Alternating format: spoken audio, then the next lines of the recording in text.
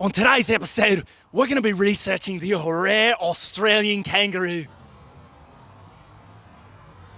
Wow, look how bouncy and tendonous that kangaroo is. Josh, imagine what we could learn if we studied that kangaroo and we were able to take what we know about its tendons and apply it to the human body.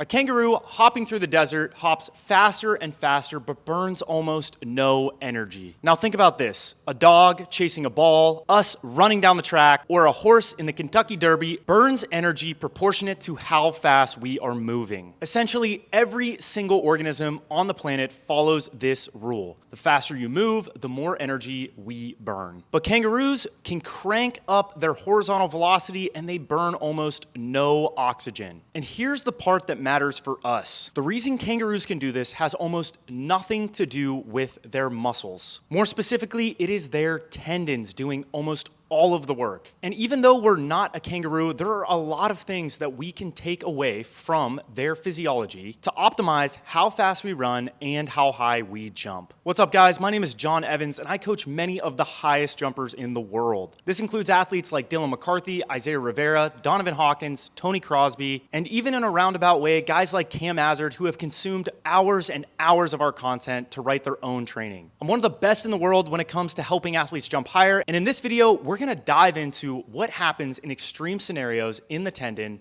and how we can use this information to help us run faster and jump higher. Now, I want to be crystal clear about this. We are not a kangaroo. We don't have the same tendons that kangaroos have. We don't have the same muscle structures. Our joints are positioned in completely different ways. But by looking at animals that are super tendinous, the ones that have been pushed to the absolute evolutionary extreme when it comes to using tendons as springs, the mechanism of how tendons function becomes a lot more obvious, and we can garner a lot from studying these animals. And by doing this, we can pull out what exactly transfers to the human body in locomotion like jumping and running. So by the end of this video, you're gonna understand 4 things. The first is what makes up a great spring and why it comes down to 2 specific things: length and thickness. Number 2, we're gonna look at what happens in a kangaroo's muscles when they hop and why they don't move at all. And third, we're gonna look at the actual force numbers in kangaroos to figure out how hard they're hitting the ground, how fast they're moving, and how that compares to the human body when we sprint and jump at elite levels. And number 4, what we can steal from this, what is actually usable and practical for us and what is not. So first, let's look at what makes a good tendon. So if you've seen my tendon video, you know that tendons are made up of collagen. They start wavy, they straighten, they stretch, there's a fluid between them, and that is how we store and release energy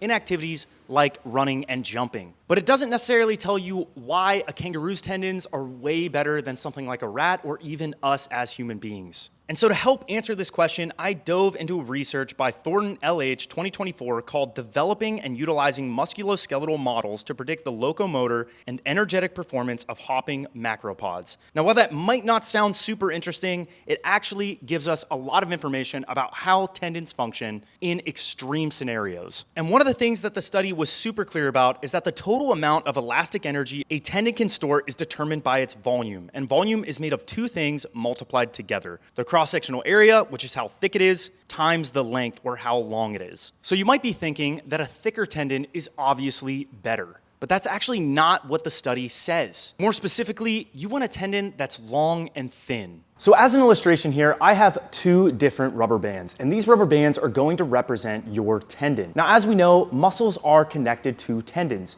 They pull on the tendon is attached to the bone, and the tendon deforms and releases energy according to how much you stretch it. Now, if we look at something like this rubber band, it is relatively thin. It doesn't take a lot of force to stretch. You can see I can just easily pull it apart with my arms. Dissimilarly, this rubber band is much thicker, and I can't really deform the tendon at all by pulling on it. In the human body, our tendons function a very similar way. If you have one that's really stretchy, it doesn't take a lot of force to deform it. Dissimilarly, if you have a super stiff tendon, it is going to require a ton of force to see any deformation and get any energy return out of that tendon. So the ideal tendon does not appear to be like that big, beefy rubber band. And this is something else super interesting about kangaroos, is that they do not scale isometrically. They scale allometrically. essentially. What this means is that if you took a kangaroo and you increased its size, the tendons and muscles would not increase at a 1-to-1 ratio. What actually happens is that the tendons increase disproportionately more than the other structures in its body. In other words, as the kangaroo gets bigger, their tendons don't just get proportionately longer, they get disproportionately longer. Another way to think about this is that a big kangaroo isn't a scaled up photo of a small one. Its springs are stretched out even further than its size alone would predict,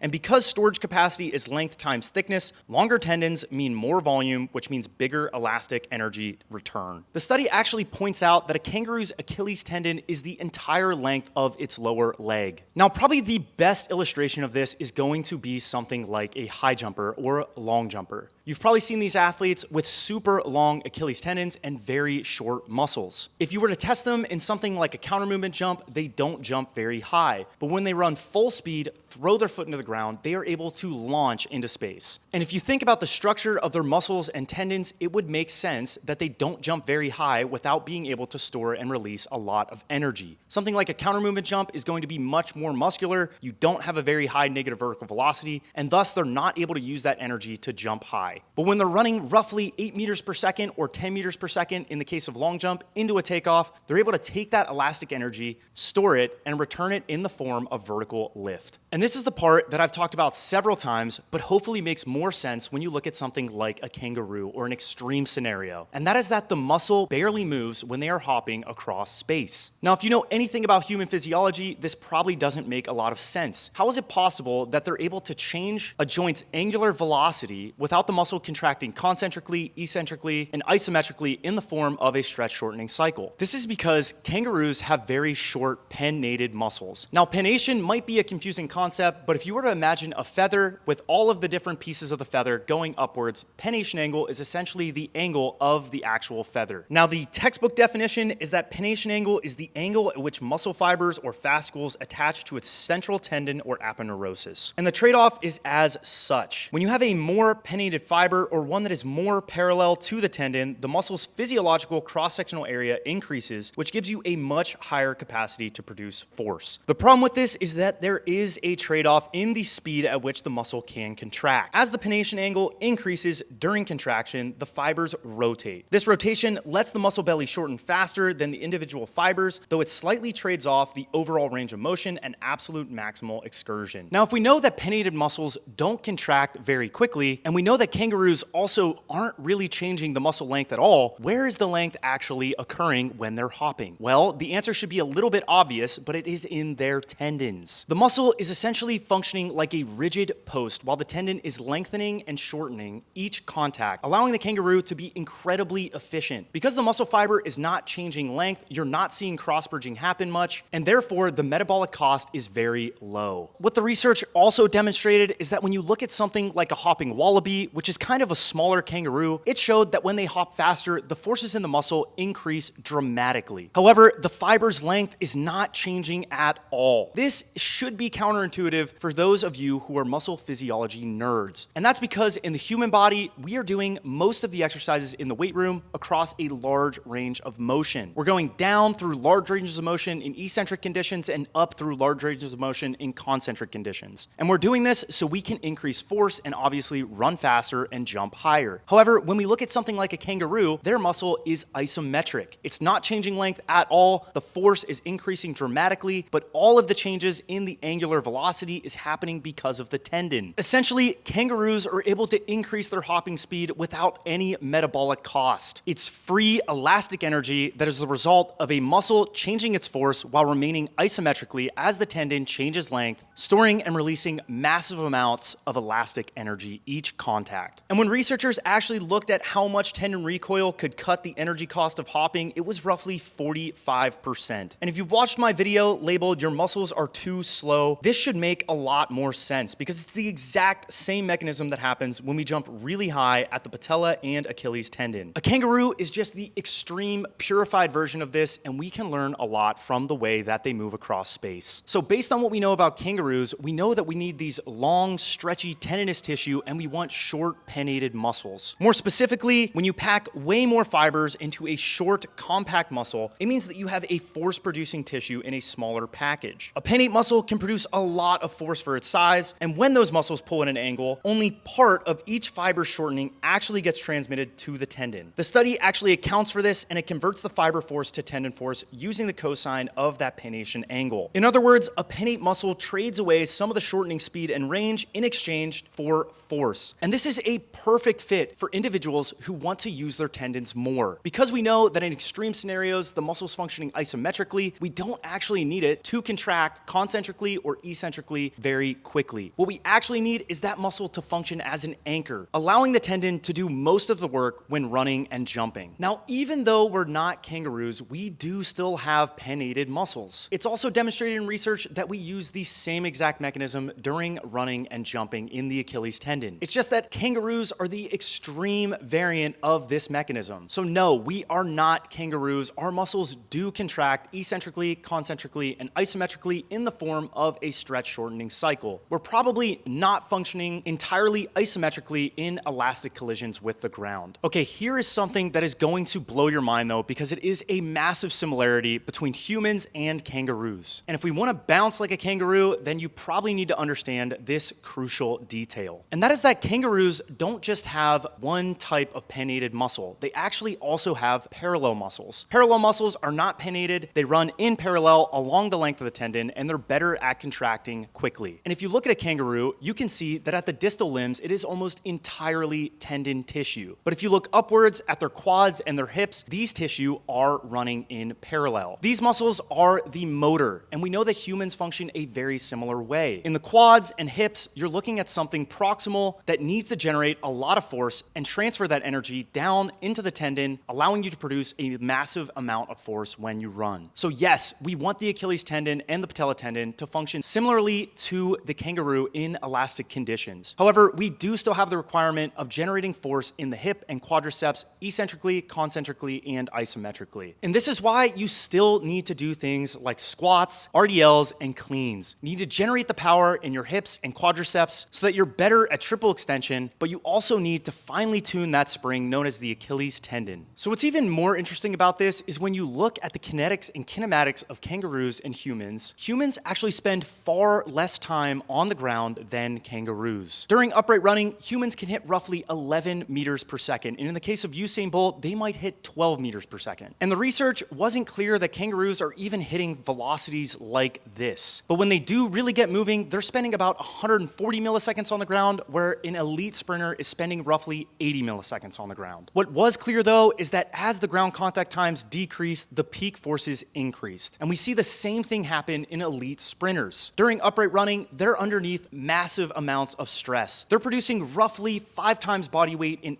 80 milliseconds, way faster than a muscle can shorten and lengthen. Similarly, kangaroos are seeing roughly 3 to 4 times body weight, and they're on the ground for about 140 milliseconds and moving maybe 7 to 8 meters per second. Now you might be thinking, why would I want to be like a kangaroo if humans are way faster? And the reason why is because humans have relatively shorter and thicker tendons. Now the benefit of this is that if you're able to get this very short and thick tendon to stretch at all, you get a massive amount of force out of it. Whereas something like a kangaroo are actually tuned to be efficient, not necessarily super explosive and fast. So if you want to be crazy efficient, then yes, that long, thin tendon is going to be better. The muscle will function nearly isometrically, and your metabolic cost is going to go down. And this is what you would want to look like if you were something like a distance runner. And if you look at a lot of distance runners and you look at their Achilles tendon, you will see this. Dissimilarly, if you look at someone like Stephen Holmes, he actually has a very long gastroc and soleus muscle. His tendon is very short and thick, but it's capable of producing a massive amount of force very, very quickly. The problem is that it takes a lot of force to actually stretch that tendon. So his muscle has to be strong enough to anchor into position and let that tendon actually lengthen. So the real lesson here is that you need an